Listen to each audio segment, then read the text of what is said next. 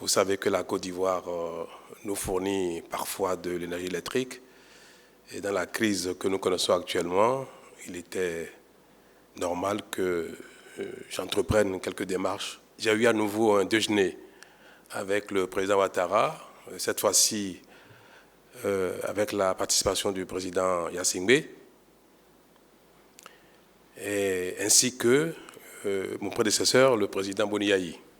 Lors de ce déjeuner, le président Boni Yayi m'a assuré de son soutien.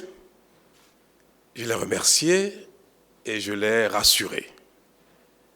Je lui ai réitéré, en sa qualité de citoyen béninois, mon engagement et mon serment à être un bon président pour tout le monde.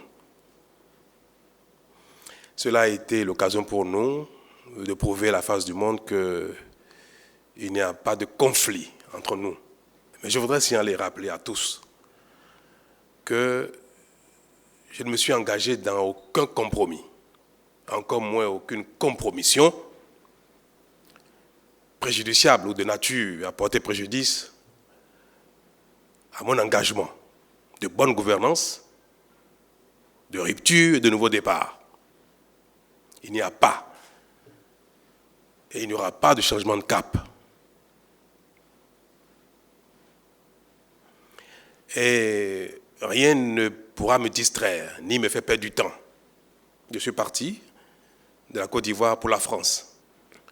J'ai eu donc l'occasion de rendre une visite de courtoisie et de travail au président François Hollande à l'Élysée. Nous avons abordé plusieurs sujets, dont notamment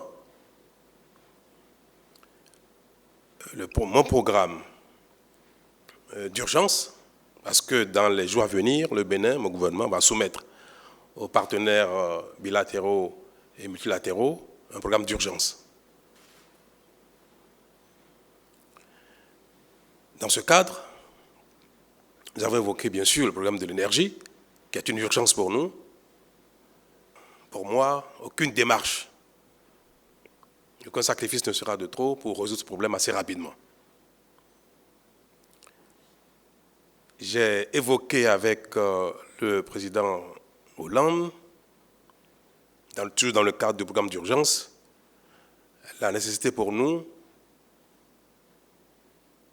de résoudre rapidement le problème de formation qui se pose à notre administration, de compétences. Tout le monde sait que notre administration se dégarnit.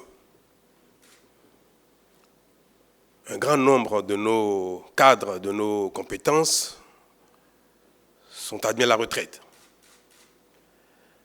Certains ont quitté l'administration pour le secteur privé, beaucoup d'autres sont expatriés.